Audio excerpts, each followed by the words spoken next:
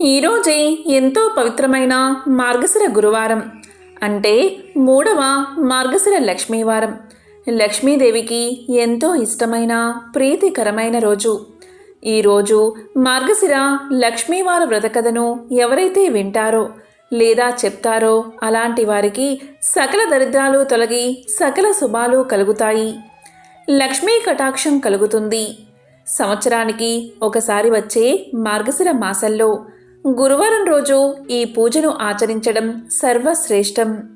మరి ఎంతో విశేషమైన ఈరోజు మార్గశిర లక్ష్మీవార వ్రతకథను ఇప్పుడు ఈ వీడియోలో తెలుసుకుందాం.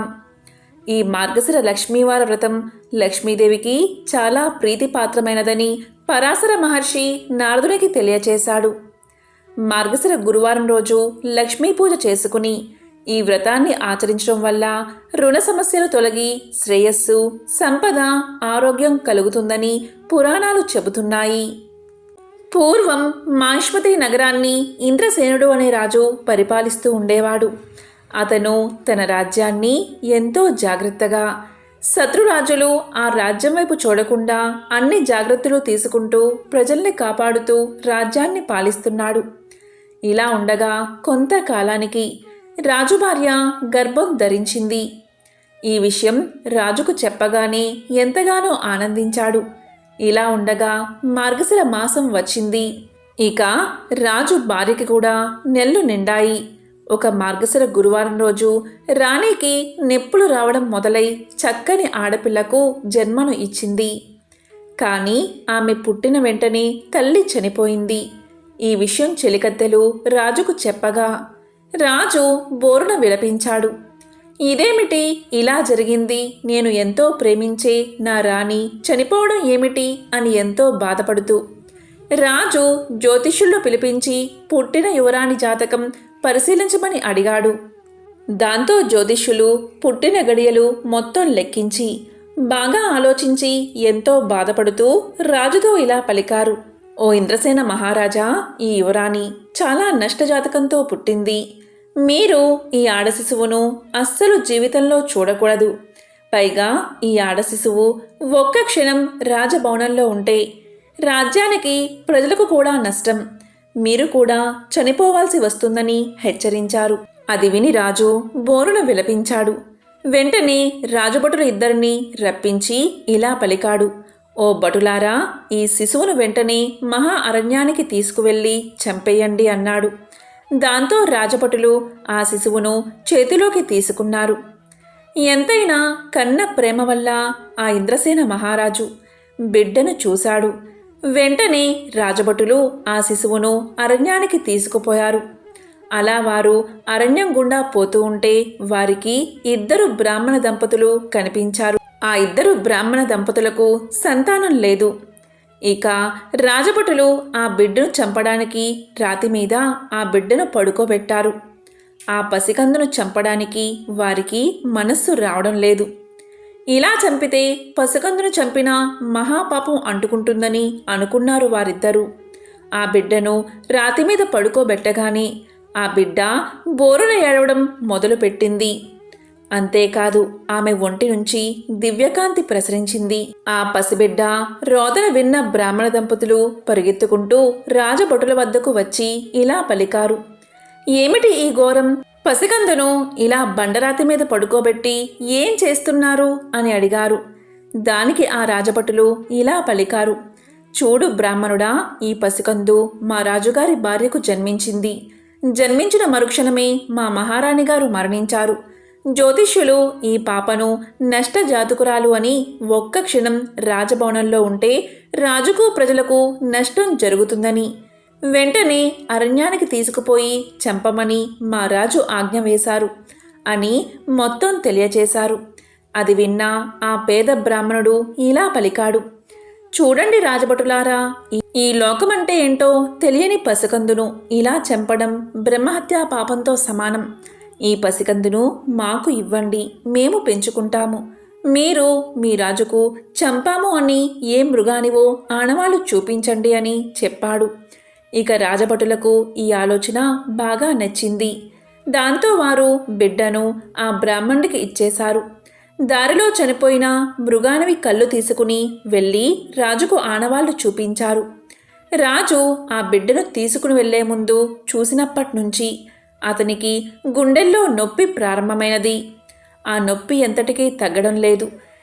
దేశాల్లో గల వైద్యులందరూ వచ్చి మందు ఇచ్చినా సరే కొంచెమైనా నొప్పి తగ్గలేదు. ఆ రాజు గుండెల్లో నొప్పితో ఎంతో బాధపడుతూ ఉన్నాడు.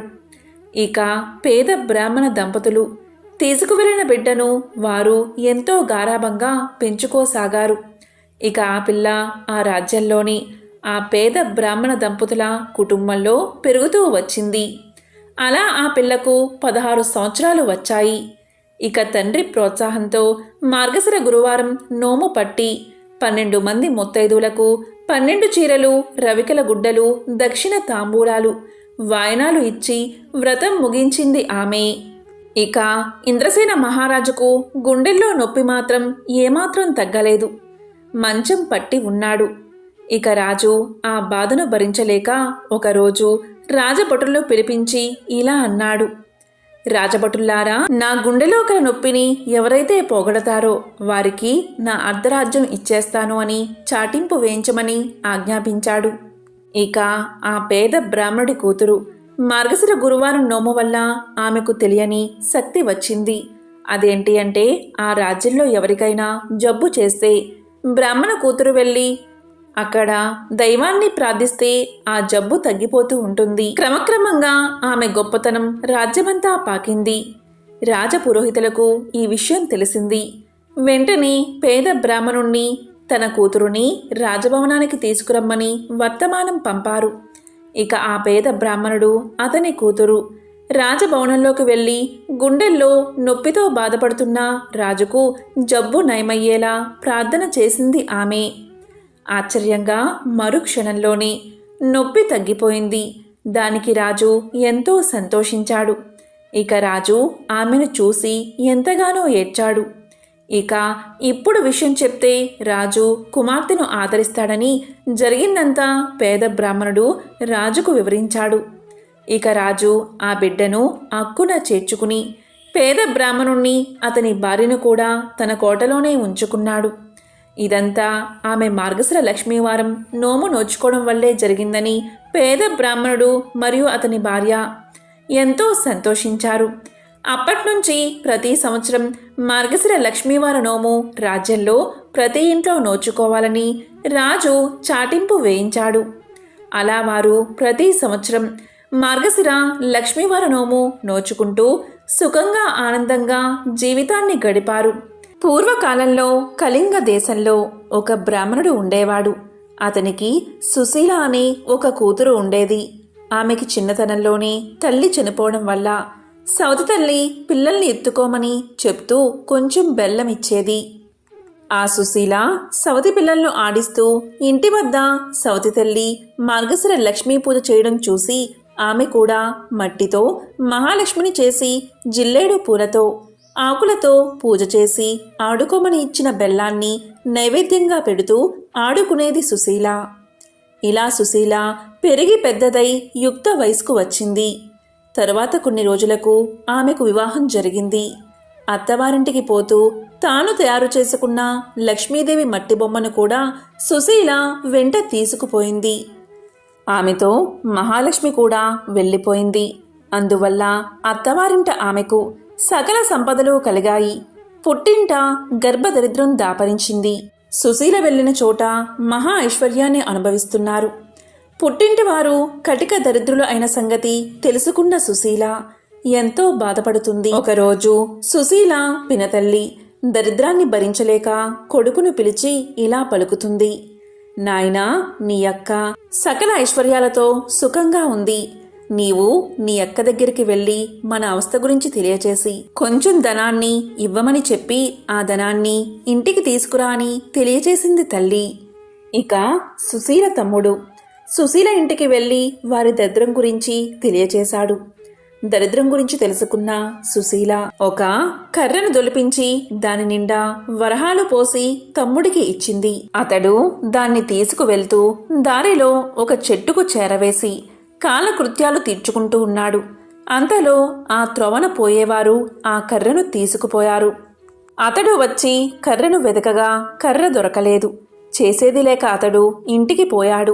ఇంటికి వెళ్ళిన కొడుకును తల్లి ఏమి తెచ్చావు అని అడగగా ఏమీ తేలేదని సమాధానం చెప్పాడు.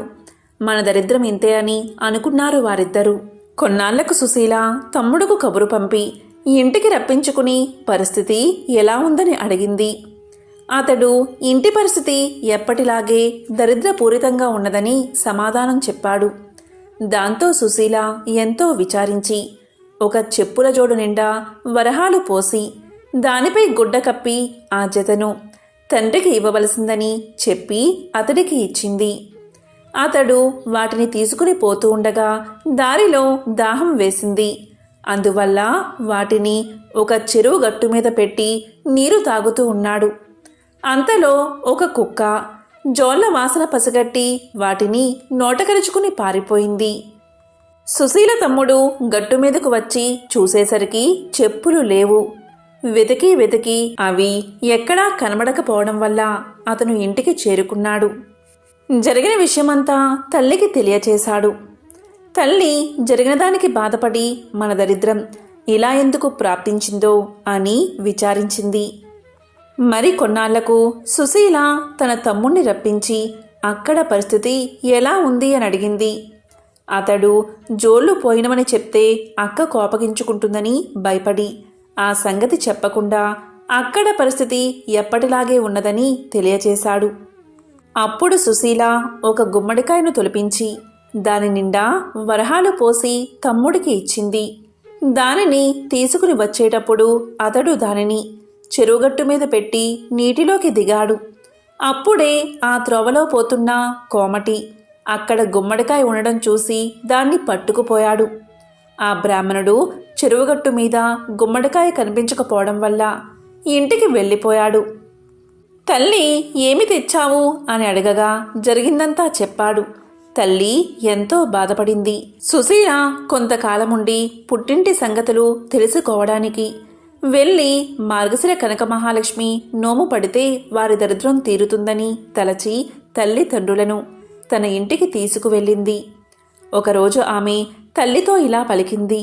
అమ్మా, ఈవేళ మార్గశిర లక్ష్మీవారం కాబట్టి మనం నోము నోచుకోవాలి. నీవు ఎంగిలి పడకు అని చెప్పింది. దానికి తల్లి అలాగే అని పిల్లలకు చద్దన్నం పెడుతూ అలవాటు ప్రకారం ఒక ముద్దను నోట్లో వేసుకుంది. అంతలో కుమార్తె వచ్చి నోము నోచుకోవడానికి స్నానం చెయ్యమని పిలిచింది. అప్పుడు తల్లి సుశీలతో ఇలా చెప్పింది. అమ్మా సుశీల, పిల్లలకు చద్దన్నం పెడుతూ మర్చిపోయి ఒక ముద్ద నోట్లో వేసుకున్నాను అని చెప్పింది. అది విన్న సుశీల ఎంతో బాధపడి తాను మాత్రమే నోము నోచుకుంది. అంతలో రెండవ లక్ష్మీవారం వచ్చింది. అప్పుడు సుశీల తల్లి దగ్గరకు చేరుకుని అమ్మా, ఈ వారమైనా జాగ్రత్తగా ఉండమని చెప్పింది. అది విన్న తల్లి నేనేమైనా చిన్న పిల్లనా, నేను జాగ్రత్తగా ఉంటానని చెప్పి పిల్లలకు తలంటి నీళ్లు పోస్తూ నూనె గిన్నెలో మిగిలిపోయిన నూనెను తలకు రాసుకుంది. అప్పుడు సుశీల వచ్చి తల్లిని నోము నోచుకోవడానికి స్నానం చెయ్యమని చెప్పింది. అప్పుడు తల్లి మర్చిపోయి తలకు నూనె రాసుకున్న సంగతి తెలియచేసింది. అయ్యో, ఈ వారం కూడా వృధాగా పోయింది కదా అనుకుని సుశీల మాత్రం నోము నోచుకుంది. తరువాత మూడవ లక్ష్మీవారం వచ్చింది.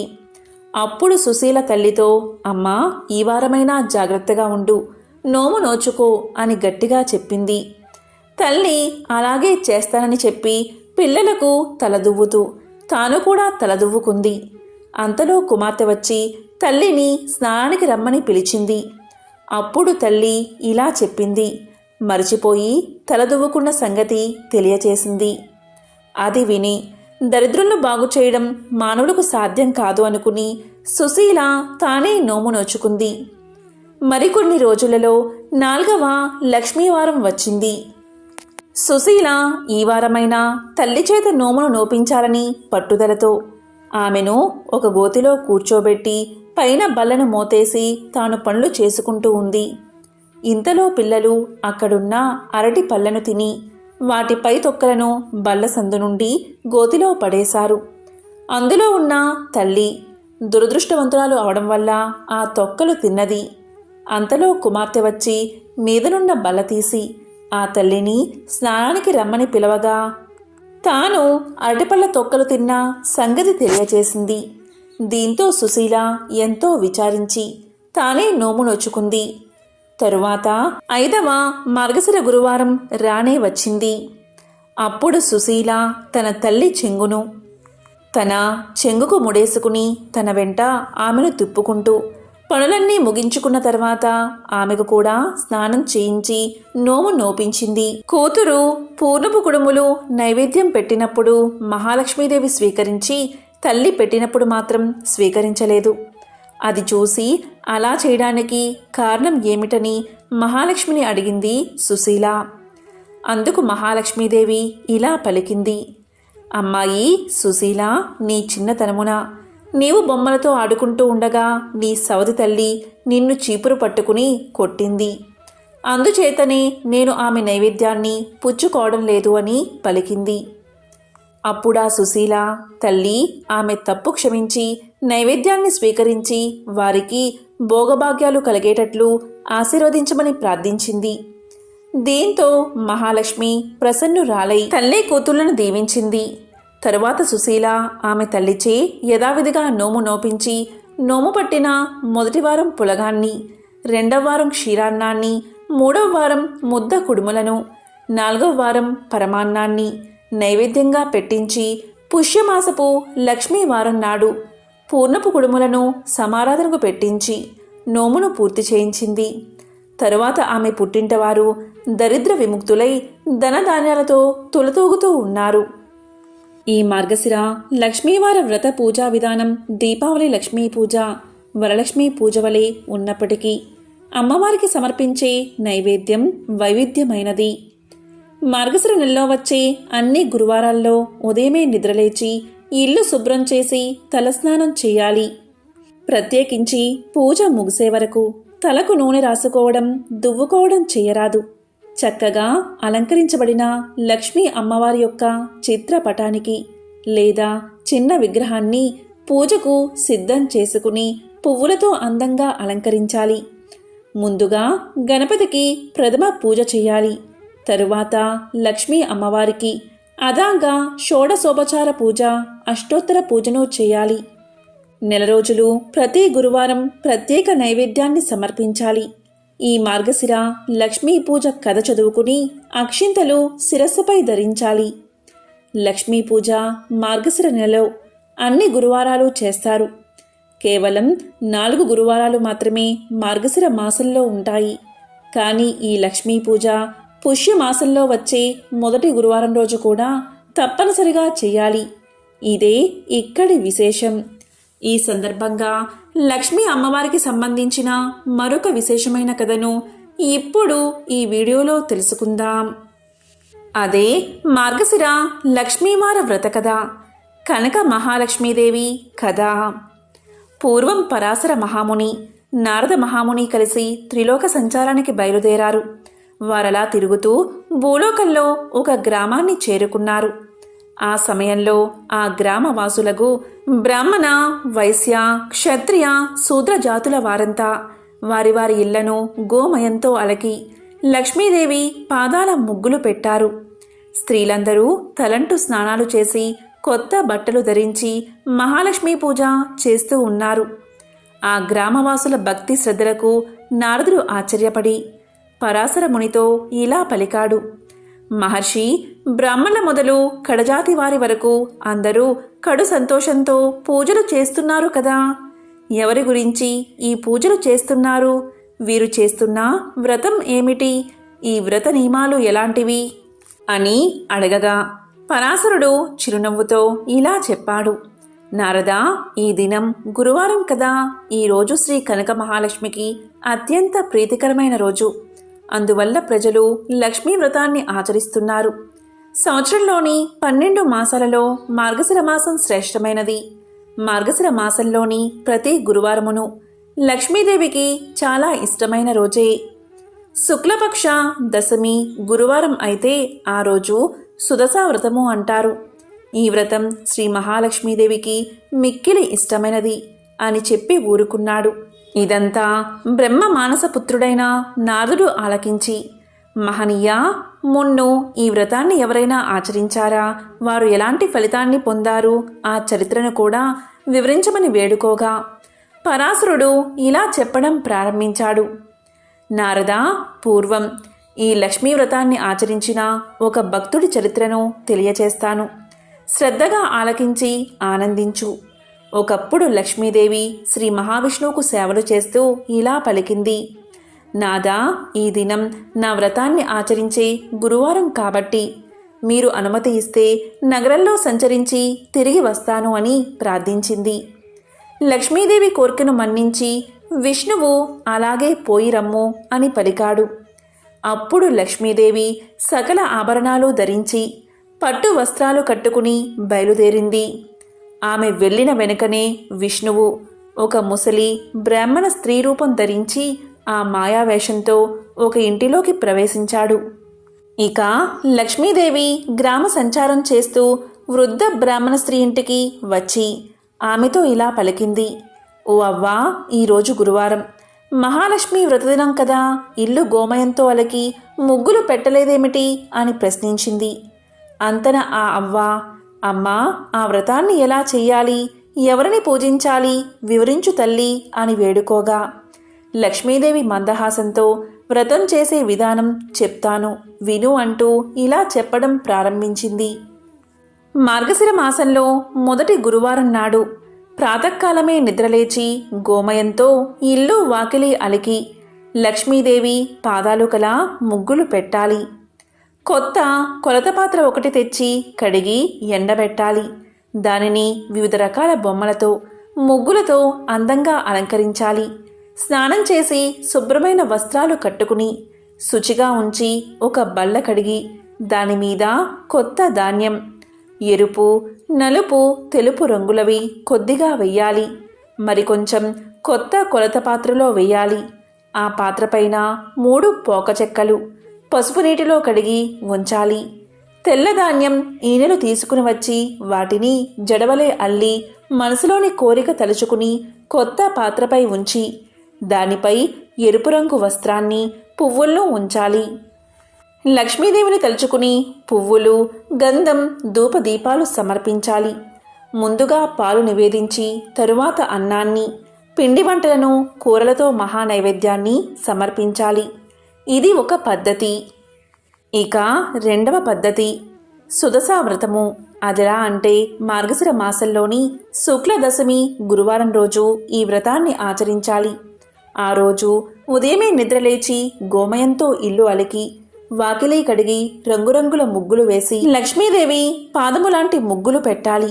తరువాత స్నానం చేసి ఒక ఆసనాన్ని శుభ్రం చేసి ముగ్గులు వేసి ఇంటిలో తూర్పు దిశగా ఉంచి లక్ష్మీదేవి పూజ నిమిత్తమై ఒక పోక చెక్కను పసుపు నీళ్లతో శుభ్రంగా కడిగి దానిని పంచామృతంతోనూ శుద్ధోదకంతోనూ స్నానం చేయించి ఆసనంపై ఉంచి గంధం రాసి పుష్పాలు పెట్టి లక్ష్మీదేవిని జపిస్తూ 10 ముళ్ళు వేయాలి. 10 నాడులు కల దర్భగడ్డితో దాన్ని కప్పాలి. లక్ష్మీ చిత్రమును వ్రతడోర్యాలు ఉంచి ధూపం వేయాలి. తరువాత నైవేద్యం నిమిత్తం వండిన పదార్థాలన్నీ సమర్పించాలి. ముఖ్యంగా పచ్చి బియ్యం కొంత నానబెట్టి వాటిని పిండిగా దంచి ఉండ్రాళ్ళు చెయ్యాలి. కొబ్బరికాయ, అరటిపళ్ళు, జున్ను, తీపి పదార్థాలు అన్నీ 10 రకాల వరకు ఉంచి లక్ష్మీదేవికి నైవేద్యం పెట్టాలి. ఆ ప్రసాదాన్ని ఇతరులకు కూడా పంచిపెట్టాలి. ఆ విధంగా పంచని ఎడల వారికి లక్ష్మీ కటాక్షం లేక సిరి కలగదు. గురువారం నాడు నూనెతో వంటలు కానీ పిండి వంటలు కానీ చేయకూడదు. గురువారం పూజ చేసేవారు చేపం మాంసం తినకూడదు. తలకు నూనె రాసుకోకూడదు. అంతేకాదు, పత్తితో ఒత్తులు చేసిన ఆనపకాయ కానీ నీచు కూరలు కానీ తిన్నా, మంచంపై పడుకున్నా, రాత్రులు పెరుగన్నం తిన్నా లక్ష్మి ఇంట ఉండదు. ఇంకా దరిద్రులు అవుతారు. గురువారం నాడు ప్రాతకాలమే లేచి పొయ్యిలోని కాలిన బూడిదను తీయకపోయినా, వీధి వాకిలి తుడవకపోయినా ఇంట లక్ష్మి నిలవదు. గురువారం నాడు ఏ స్త్రీ శుచి అయి తెల్లని వస్త్రాన్ని కట్టుకుంటుందో వారి ఇంట లక్ష్మీదేవి ప్రసన్నురాలై ఉంటుంది. ఏ స్త్రీ గురువారం నాడు పిల్లలను తిట్టడం కొట్టడం చేస్తుందో, ఇల్లు వాకిలి శుభ్రం చేయదో, వంట సామాన్లు అంట్లు తోమదో, సాయం సమయమున గుమ్మం దగ్గర సంధ్యాదీపం ఉంచదో, ఆ స్త్రీ ఉన్న ఇంట ఒక్క క్షణమైనా లక్ష్మి ఉండకపోగా ధనహాని సంతానహాని కలగజేస్తుంది. అలాగే గురువారం రోజున ఉడకని పదార్థాలు తినడం, అమిత నిద్ర, అమావాస్య సంక్రాంతి తిథులలో అశుభ్రంగా ఉండి విహరించడం, అత్తమామలను సేవించక కస్సుబుస్సులాడడం చేసే స్త్రీల ఇంట లక్ష్మీదేవి పాదమైనా నిలవదు. ఇంకను భోజనానికి ముందు తరువాత కాళ్ళు చేతులు ముఖం ఏ స్త్రీ కడుక్కోదో, ఏ స్త్రీ ఇతరులతో మాట్లాడుతున్నప్పుడు చీటికి మాటికి నవ్వుతూ ఉంటుందో, ఏ స్త్రీ బూడిద గుమ్మడికాయను కోస్తుందో, అలాంటి స్త్రీలు నీచ బుద్ధి కలవారై అన్న వస్త్రాలకు దూరమైపోతారు. ఏ వనిత గురువారం నాడు ధర్మం చేయక, పూజలు చేయక పురుష సాంగిత్యాన్ని కోరుకుంటుందో ఆమె పాపకోపమునకు పోవడమే కాదు, బతికినన్న రోజులు తిండికి మొహం వాసిపోయేదిగా అయిపోతుంది. గురువారం, అమావాస్య, సంక్రాంతి పర్వతిథులయందు నిషిద్ధ పదార్థాలను ఏ స్త్రీ భుజిస్తుందో ఆమె అవసాన కాలమున అనేక బాధలు పడి చనిపోయిన తర్వాత యమకింకరులతో నానా బాధలు పడుతుంది.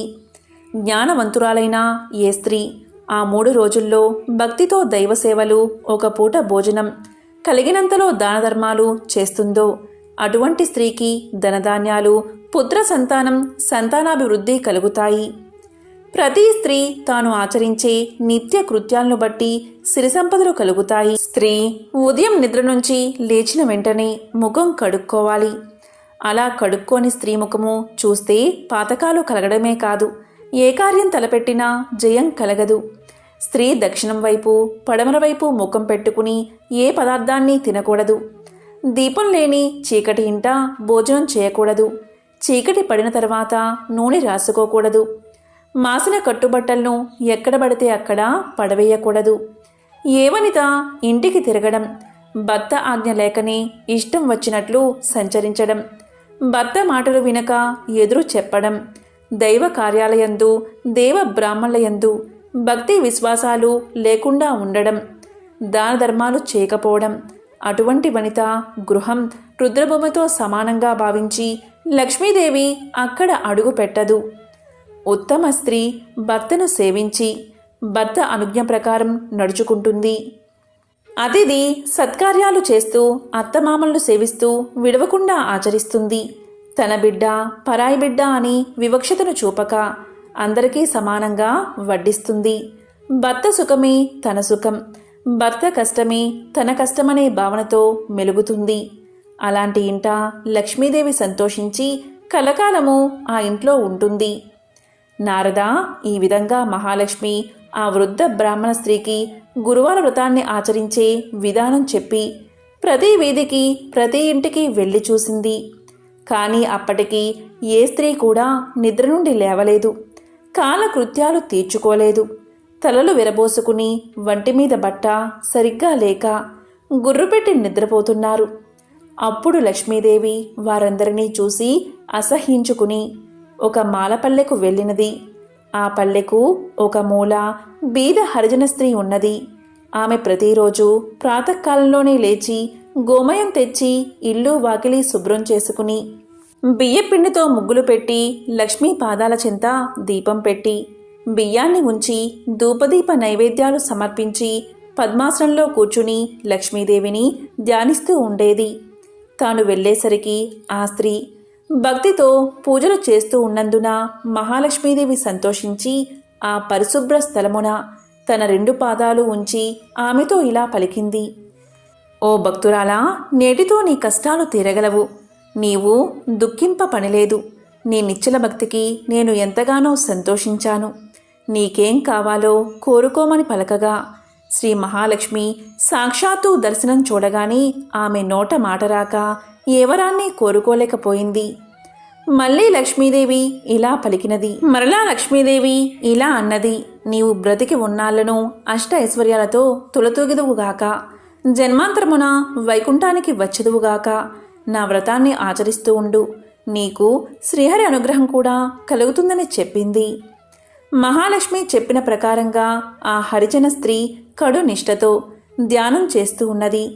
లక్ష్మీదేవి పాదాలయందే మనసు లగ్నం చేసి ఉన్నందున ఆమె భక్తికి లక్ష్మీదేవి ఆనందించి ఆమె ఉన్న పూరెగుడిసెను పెద్ద భవంతిగా మార్చినది. ఈ ఇంటికి 4 మూలలా ధనరాశులు ఉన్నాయి. దానివల్ల ఆమె భాగ్యవంతురాలు అవడమే కాదు 5 పుత్రులను కూడా కన్నది. ఓ నారదా, ఇంకా విను. ఆ హరిజన స్త్రీకి లక్ష్మీదేవి ఐశ్వర్యాన్ని కలిగించిందంతా బలరాముడు తన దివ్య దృష్టి వల్ల తెలుసుకుని విష్ణుమూర్తి వద్దకు వెళ్ళి ఇలా పలికాడు. లక్ష్మీదేవి మాల పల్లెకుపోయి అంటరాని మాల స్త్రీకి సిరి సంపదలు ఇచ్చినందున మహానేరం చేసింది కాబట్టి లక్ష్మిని నీ మందిరంలోకి రానివ్వదని తెలియచేశాడు. అంతలోని గ్రామ సంచారం చేసుకుని వస్తున్న లక్ష్మీదేవిని విష్ణు మందిరంలోకి ప్రవేశిస్తూ ఉండగా బలరాముడు ద్వారమునికి అడ్డంగా నిలబడి లోపలికి రావద్దని శాసించాడు. అదేవిధంగా శ్రీ మహావిష్ణువుతో శ్రీహరి నీవు ఈమె ముఖాన్ని చూడవద్దని ఆజ్ఞాపించాడు. అన్నగారి ఆజ్ఞ ప్రకారం లక్ష్మీదేవిని విడిచిపెట్టడానికి హరి ఒప్పుకున్నాడు. వెంటనే లక్ష్మీదేవి తాను ధరించి ఉన్న బంగారు నగలు తీసేసి పట్టు చీరను విడిచి చిరిగిన వస్త్రాలు ధరించి ఇల్లు విడిచి వెళ్ళొద్దని పరిచారికలు ఎంత బతిమాలినా వినకుండా మరలా వస్తానని చెప్పి వెళ్ళిపోయింది. ఆమె వెళ్ళిపోయిన తర్వాత బలరాముడు శ్రీహరితో కలిసి మందిరంలోని ప్రతి గదిని చూడగా అన్ని గదులు వెలవెలబోతూ ఉన్నాయి. ధనాగారంలో ధనం లేదు.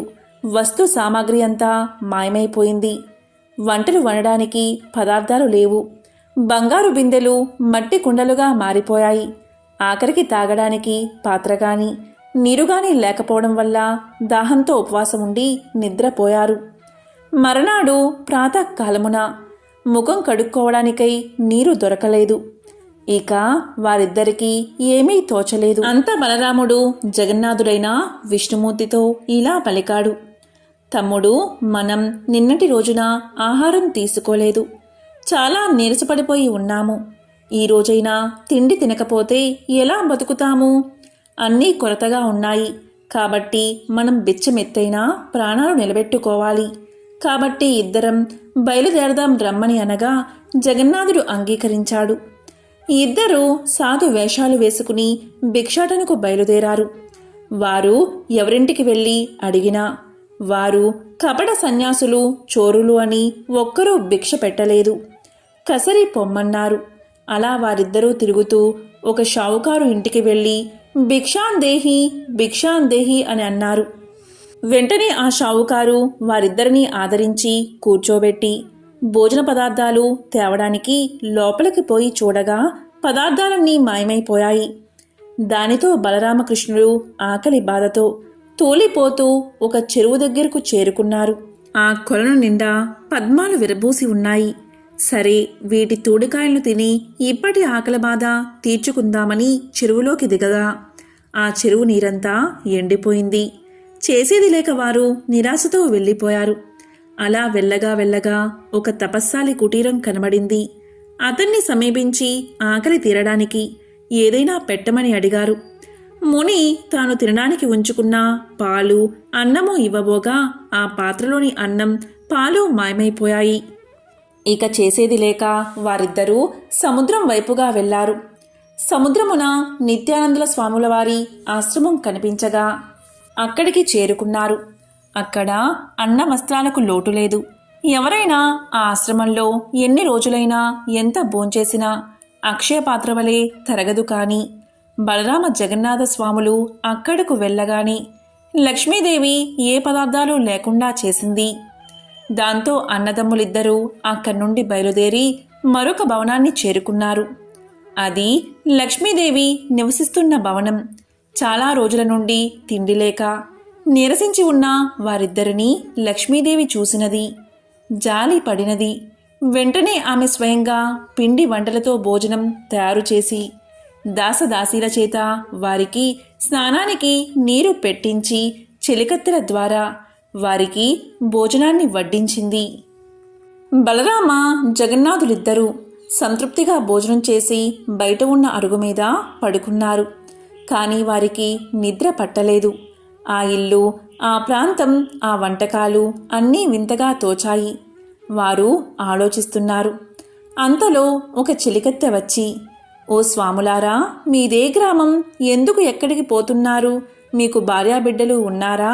ఇలా ఎందుకు తిరుగుతున్నారు అని అడగగా ఏమి చెప్పాలో తోచక వారు ఒకరి ముఖం ఒకరు చూసుకున్నారు. అంతా సర్వేశ్వరుడైన శ్రీహరి ఇలా చెప్పాడు, నేను శ్రీహరిని, ఇతడు నా అన్న బలరాముడు.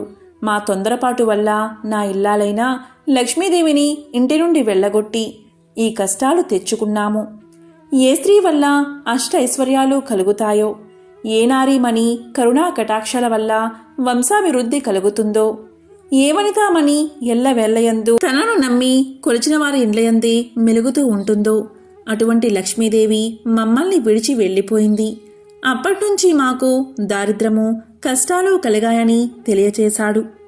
ఆ దాసి వల్ల ఆ ఇల్లు లక్ష్మీదేవి మందిరమే అని తెలుసుకుని వారు చాలా ఆనందించారు. బలరాముడు విష్ణువుతో, సోదరా, నీవు లక్ష్మీ వద్దకు వెళ్ళి మనం చేసిన తప్పును క్షమించమని అర్థించు అని చెప్పి లోనికి పంపించాడు. శ్రీహరి లోపలికి వెళ్ళగానే లక్ష్మీదేవి భర్తను చూసి నమస్కారం చేసి అతని పాదాలు కడిగి ఆ నీటిని తన తలపై చల్లుకుని పువ్వులతో పూజించి ఇలా పలికింది, నాదా, మీ అన్నదమ్ములిద్దరూ కలిసి నన్ను ఇంటి నుండి వెళ్ళగొట్టారు కదా, ఇప్పుడెలా నా ఇంట భోంచేశారు? చండాలపు దాని ఇంటికి ఎలా వచ్చారు? ప్రాణాలు పోసినప్పుడు జాతి కులభేదాలు అడ్డురాకూడదా అని నిష్ఠూరాడింది. అప్పుడు శ్రీహరి చిరునవ్వుతో, ప్రియా, మేమిద్దరం బిచ్చమెత్తుకోవడం అంతా తెలుసుకున్నారు. నీవు భోజనం పెట్టడం కూడా అందరూ చూశారు. మాకు శిక్ష సరిపోయినది. నీవు లేనందున వైకుంఠం చిన్నబోయినది. నిన్ను వదిలినందున మాకు అన్నీ లోపాలే జరిగాయి. కాబట్టి మా వెంటరా, వైకుంఠానికి పోదాము అని పలకగా శ్రీహరి మాటపై లక్ష్మీదేవి ఆ ఇంట అడుగుపెట్టగానే అన్నీ యథాప్రకారంగా మారిపోయాయి. ధనాగారమంతా ధనంతోనూ బంగారంతోనూ నిండిపోయింది. వస్తు వాహనాలతో, దాసీ జనాలతో, భక్తకోటితో వైకుంఠం కలకలలాడింది. కాబట్టి ఓ నారద, గురువారం నాడు లక్ష్మీ పూజ చేసి ఈ పురాణాన్ని చదివినా లేక విన్నా అలాంటి వారికి వెనుకటి జన్మలో చేసిన పాపాలు నశించి మోక్షం కలగడమే కాక 1,00,000 గోదానాలు చేసినంత ఫలితం కలిగి మరుజన్మయందు అష్ట ఐశ్వర్యాలతో తులదూగుతారు. ఈ లక్ష్మీ పురాణ పఠనం ప్రతి మానవుడు ముక్తిని పొందడానికి మార్గదర్శకం కాగలదు అని పరాశర ముని నారదులకు శ్రీ లక్ష్మీ పురాణాన్ని ఇలా వివరించాడు. ఎంతో పవిత్రమైన విశేషమైన ఈరోజు ఈ కథలను విన్నా, చదివినా, చెప్పినా, వినిపించినా జన్మల పాపాలు తొలగి కోటి జన్మల పుణ్యం వస్తుంది. అష్ట దరిద్రాలు తొలగి అష్ట ఐశ్వర్యాలు కలుగుతాయి. ఓం శ్రీ మహాలక్ష్మియే నమః. ఓం శ్రీ మాత్రే నమః. ఓం నమో నారాయణాయ. ఓం నమః శివాయ.